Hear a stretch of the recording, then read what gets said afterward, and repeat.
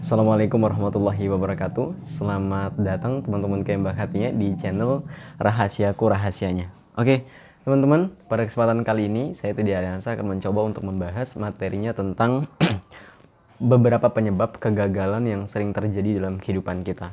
Dan ini penyebab-penyebab ini sesuai dari pengalaman saya. Saya menceritakan ada 6 faktor saja. Sebetulnya masih ada dan masih banyak faktor-faktor yang lain yang menyebabkan kita itu gagal dalam melakukan suatu hal apapun yang kita lakukan, dan kita gagal dalam hal tersebut. Sebenarnya banyak faktor-faktor tertentu yang menjadi penyebab kegagalan yang kita lakukan. Nah, cuma di sini saya hanya membahas 6 faktor kegagalan yang terjadi di kehidupan kita sesuai dari pengalaman saya pribadi. Nah, jadi di sini penyebab kegagalan apa penyebab keberhasilan? Penyebab kegagalan aja, teman-teman. Kalau nggak penyebab kegagalan.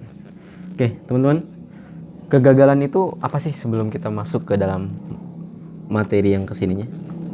Yang harus kita ketahui bahwa kegagalan itu kan kita memiliki tujuan, memiliki goal, kemudian memiliki planning. Kita sudah merencanakan, tapi planning itu tidak sesuai dengan apa yang kita rencanakan. Nah, kalau dalam prinsip dalam Islam itu, tugas kita itu hanya berencana saja.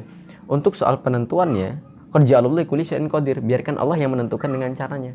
Karena Allah yang mengetahui batas-batas yang sudah ditentukan untuk diri kita. Nah, cuman di sini yang harus kita ketahui bahwa yang sering kita gagal itu dalam melakukan sesuatu biasanya itu ada rasa malu, teman-teman. Di sini ada rasa malu. Apa sih rasa malu itu? Nah, rasa malu ini biasanya berkaitan karena kita itu merasa kurang. Karena kita tuh merasa kurang baik, atau diri kita tuh merasa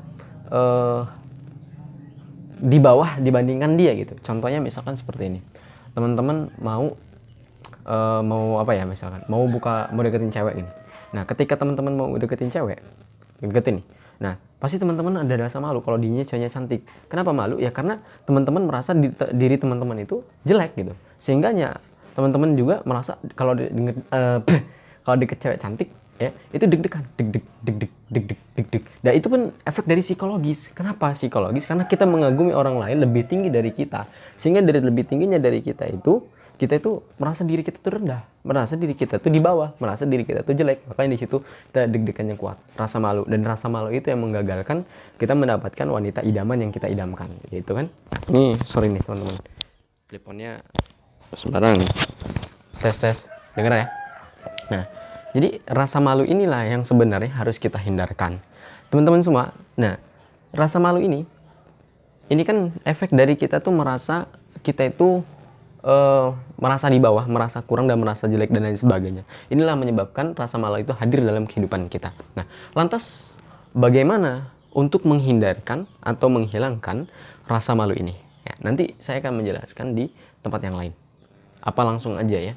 Oke, kalau enggak langsung aja, teman-teman. Jadi di sini lawan kata dari rasa malu itu ada kaitannya dengan kepercayaan diri, teman-teman. Ada pede ya, kalau kita sebut sering pede, percaya diri. Nah, kita lihat orang yang lawan kata dari malu adalah percaya diri. Nah, penyebab dari orang yang percaya diri ini kenapa gitu? Nah, yang saya ketahui bahwa bagaimana kita agar percaya diri? Percaya diri itu artinya kita memiliki kelebihan tertentu. Misalkan kita punya kelebihan dalam segi segi ketampanan, misalkan kita tuh mukanya, wajahnya tampan banget, awet muda banget, sehingga kalau deket cewek maka kita biasa aja gitu.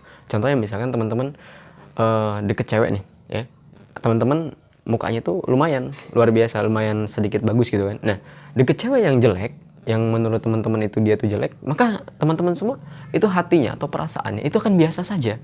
Kenapa? Karena teman-teman merasa bahwa gua kan lebih baik dari dia kan di bawah gua. Nah, jadi gua biasa aja gitu. Nah, jadi gimana caranya untuk mengatasi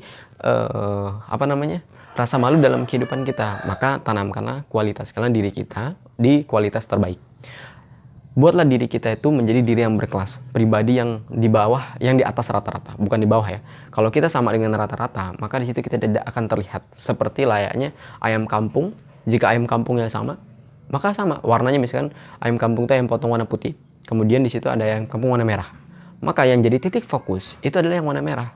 Nah, jadilah orang yang berbeda dari kebanyakan rata-rata. Artinya kita punya keahlian, punya kemampuan, punya kelebihan yang tidak dimiliki oleh orang lain gitu. Ini kacamatanya teman-teman berminyak nih. Kalau nggak usah pakai kacamata. Nah, jadi gitu teman-teman.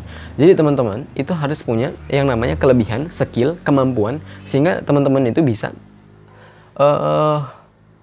percaya diri dengan kelebihan yang teman-teman miliki, gitu. Paham ya? Nah, jadi yang kedua, saya nggak enak kalau nggak pakai kacamata ini. Apa ya teman-teman? Ini no editing, jadi saya malas ngedit, saya langsung upload aja. Sebagai kacamata dulu. Yang kedua, itu ada rasa gengsi. Gengsi. Apa sih itu gengsi? Nah, kalau ini, rasa malu ini biasanya dia merasa kurang. Kalau gengsi, ini biasanya dia merasa baik. Ya, contohnya teman-teman seperti ini. Teman-teman pengen buka usaha, pengen dagang, contohnya buka usaha aja lah ya. Contohnya teman-teman pengen buka usaha. Tapi penyebab dari teman-teman gengsi itu, biasanya teman-teman itu merasakan gengsi itu karena gua kan nggak pernah dagang. Orang tua gua kan backgroundnya bukan pedagang. Jadi gua malu dong dagang. Nah, biasanya ini karena dia ini merasa baik, merasa lebih dari kebanyakan orang. Makanya dia gengsi untuk turun ke bawah. Nah, misalkan dia seorang atasan. Gua kan atasan. Masa gua harus turun ke bawah sih? Nah, biasanya seperti itu. Dan hal-hal inilah yang menyebabkan kita itu gagal dalam melakukan sesuatu. Nah, gengsi ini harus kita hilangkan teman-teman semua. Kalau kita menanamkan mental-mental seperti ini, maka percayalah hidup kita itu nggak akan ada beruntungnya. Bahkan banyak suatu hal yang tidak kita inginkan yang akan terjadi dalam kehidupan kita. Nah, gengsi ini ada lawannya. Lawannya adalah rendah hati. Rendah hati. Nah, rendah hati ini sangat diperlukan. Kalau rendah hati, gimana caranya untuk rendah hati? Nah, gimana caranya untuk rendah hati itu, kita harus bisa banyak-banyak ilmu, baik ilmu agama, ilmu pemberdayaan diri, ataupun dari pembelajaran lain yang belajar kita dari pengalaman. Nanti kita akan belajar caranya rendah hati. Nah, cara rendah hati adalah bagaimana kita bisa berempati, merasakan apa yang orang lain merasakan. Maka di situ nanti kita bisa menghargai apa yang dilakukan oleh orang lain gitu. Karena banyak sekarang itu manusia yang tidak memanusiakan manusia yang lain gitu. Dia bahkan manusia ini berwajah meraut wajahnya itu seperti binatang. Kalau dalam Al-Quran itu ada yang kata Tuhan, kata Allah itu mengatakan manusia itu lebih sesat daripada binatang. Ada yang seperti itu. Nah ya, kita nggak usah bahas ke agama lagi. Lanjut yang ketiga adalah rasa takut, teman-teman. Ada rasa takut ini sebetulnya itu hal yang wajar dalam kehidupan kita. Cuma kalau rasa takutnya terus-terusan membabi buta, makanya pun nggak wajar gitu. Rasa takut ini hadir yang ada dalam otak kita itu sebenarnya untuk melindungi kita. Bahwa rasa takut ini untuk menjaga kita dari satu hal yang berbahaya. Contohnya misalkan teman-teman mau usaha, gitu kan? Mau usaha lagi nih, mau buka usaha. Nah, teman-teman di otak teman-teman pasti merasakan takut nanti kalau rugi gimana. Nah, rugi itu kan suatu hal yang menyakitkan, suatu hal yang membuat diri kita itu berada pada tahap yang kurang baik gitu kan. Sehingganya di otak kita mengatakan, udahlah jangan usaha, nanti kalau rugi kita juga yang sakit, kita juga yang begini-begini, kita juga yang susah. Nah, ini rasa takut. Sedangkan menurut pepatah mengatakan keberuntungan itu terletak kepada mereka yang pemberani. Maka kita kalau udah takut, kita harus mencoba untuk menjadi orang yang pemberani. Pemberani. Karena sifatnya otak ini, yang ada di otak pikiran kita ini, itu sifatnya itu dia sifatnya itu menakut-nakuti kita. Sebagaimana kita tahu dalam Al-Quran itu mengatakan setan itu tugasnya hanya menakut-nakuti kamu. Kalau dilawan ya nggak akan sesuai dengan realita. Kadang pikiran kita ini yang kita takutkan, yang kita khawatirkan, yang kita gelisah, resah itu sebenarnya tidak akan sesuai dengan realita gitu. 95% ya tidak sesuai dengan realita. Itu menurut penelitian, apa yang kita takutkan itu. Nah jadi kalau kita udah takut, ya kita harus memberanikan diri. Nah gimana cara untuk memberanikan diri? Nah nanti saya akan bahas di metode yang ada punishment, ada reward, ada paksaan, ada yang the power of kepepet, ada yang dijerokin langsung, ada banyak macam-macamnya. Ya, singkat saja langsung, karena ini udah 9 menit, udah kelamaan. Di sini ada pesimis. Pesimis. Apa sih pesimis itu? Nah, pesimis ini biasanya terletak pada mereka yang suka mengeluhkan dirinya. Contoh misalkan, dia kalau dia makan, dia bilang, makannya ini terus, makannya nggak enak, makannya kok seperti ini. Terus kalau dia lagi kumpul, pokoknya dia tuh orangnya banyak ngeluh. Pesimis namanya. Lagi kerja banyak ngeluh, capek segala macam, begini, begitu. Nah ini, biasanya orang-orang seperti ini tidak akan sukses dalam melakukan sesuatu hal. Dalam pekerjaan, dia disuruh ngeluh, begini, begitu, banyak ngeluhnya. Nah ini orang-orang seperti ini akan dibuang. tidak akan dipakai dimanapun itu. Nah, jadi lawan dari pesimis adalah optimis.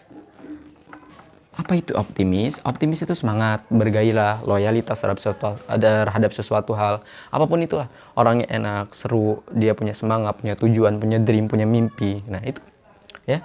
Teman-teman, ini baru 1 2 3 4. Kita lanjut, kita hapus dulu ya. Yang kelima, 6 ya.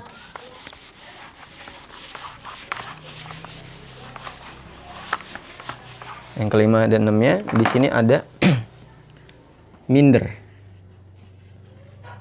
Minder ini biasanya dia merasa dirinya belum melakukan sesuatu tapi merasa udah nggak bisa. Misalkan teman-teman disuruh untuk menjadi pemimpin upacara, ditunjuk, kamu menjadi pemimpin upacara.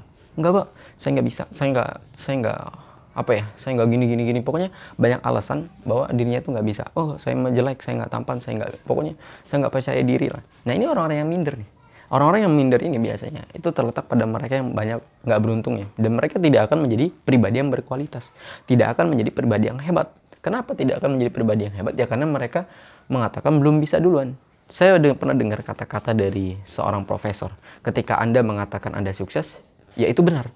Tapi ketika Anda mengartikan bahwa Anda itu gagal, ya itu juga benar. Jadi tergantung dari pikiran Anda milih yang mana. Karena dua-duanya itu terdapat kebenaran-kebenaran tertentu yang bisa dilakukan. Lawan dari minder adalah positive thinking. Ada di sini positive thinking. Apa sih teman-teman positive thinking? Positive thinking itu dia berpikir positif. Dia berpikir bahwa dirinya itu bisa, dirinya itu mengafirmasi bahwa gue bisa. Ya bakal bisa beneran. Ya. Lawan dari minder adalah positive thinking. Untuk berpikir positif, berpikir maju, berpikir realistis, berpikir untuk bisa melakukan sesuatu hal apapun itu. Selagi ada kemauan, di situ ada jalan. Ya. Manjada wajada. Siapa yang bersungguh-sungguh pasti dia akan mendapatkannya. Gitu. Terus yang keenam, di sini ada yang namanya itu menunda-nunda sesuatu. Menunda. Pernah nggak sih teman-teman itu melakukan misalkan seperti ini, besok gua mau sedekah lah, males amat ya, besok lagi lah, belum minggu depan aja lah, terus sampai nggak jadi sedekahnya. Nah, efek dari menunda-nunda ini adalah bahayanya tuh ke kita. Nah, biasanya kalau saya udah pernah bahas di channel Bahaya Menunda. Lihat aja di channel yang kemarin, di yang paling bawah, scroll aja. Kalau nggak bisa dilihat di channel Bongkar Rahasia. Di Bongkar Rahasia itu bersama tim saya, di situ dijelaskan tentang bahaya menunda. Ya. Nah ini, orang-orang yang suka menunda ini, orang-orang pada tahap, orang-orang yang tidak berkualitas, orang-orang yang dataran rendah. Biasanya ini orang-orang yang, bukan saya menjelekkan orang-orang itu ya, biasanya orang yang berada di bawah. Ekonominya kurang, dan banyak lah pokoknya, saya nggak bisa jelasin ke sana ya. Mungkin kita juga yang banyak yang suka nunda. Saya juga sama, kadang suka nunda juga. Ya. Di sini, dan lawan dari menunda ini kita harus action. Action. Ketika kita sudah memiliki dream, sudah memiliki tujuan, sudah memiliki planning, goal setting, maka di situ kita diwajibkan untuk action. Gimana caranya action? Beri motivasi dalam diri kita. Apa manfaatnya? Beri kesadaran terhadap kok gue nih kebaca buat apa gitu. Ketika kita sadar terhadap membaca itu penting, membaca itu perlu, maka di situ kita akan membaca dengan banyak buku. Ya. Saya dulu orangnya nggak suka baca. Dan ketika saya SMP, ternyata saya sadar bahwa baca buku itu penting, ada manfaatnya buat saya, perbaikan diri saya, pikiran saya udah banyak. Sehingga saya sekarang setiap minggu tuh baca bisa 5 buku, bahkan 1 bulan itu bisa puluhan buku. Karena kebetulan saya PKL di toko buku juga.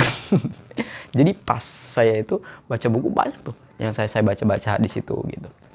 Ya teman-teman, jadi jangan suka menunda. Ketika kita sudah merencanakan sesuatu, lakukan di tepat waktunya. Bukan sekarang kapan lagi, bukan kita siapa lagi, terus apa lagi? Saya lupa, itu ada kata-katanya. Bukan sekarang kapan lagi, bukan kita siapa lagi, satu lagi saya lupa. Teman-teman, udah 14 menit. Jadi mungkin ini yang dapat saya sampaikan. Apabila ada salah-salah kata, saya mohon maaf. Apabila ada kekurangan juga, saya mohon maaf. Karena di sini kita sifatnya sharing, berbagi, dan saya pun di sini masih bicara di depan umum nih. Bicara di depan kamera. Karena nggak mudah teman-teman bicara ngomong ngebacot di depan kamera sendirian itu. Belum lagi dibilang sama tetangga gimana, belum lagi ngaturun kamera sendiri gimana, konten kreator gitu. Tapi nggak apa-apa, saya syukuri dan saya nikmati semuanya dengan baik. Teman-teman, mungkin ini yang dapat saya sampaikan. Kalau teman-teman ada keinginan untuk berbagi kepada yang lainnya, silakan bagikan channel saya kepada yang lainnya. Mudah-mudahan bermanfaat, karena barang siapa yang berbagi satu ilmu kepada orang lain, maka Allah di situ akan membawakan ilmu-ilmu yang lainnya. Allah akan mencerdaskan kita semua dengan caranya. Kendati pun itu bukan video kita, tapi ketika kita membagikan, memberikan jalan, maka kita pun akan mendapat kecerdasan yang sama seperti orang itu menyampaikan. Terima kasih, saya Teddy Lansa. Wassalamualaikum warahmatullahi wabarakatuh.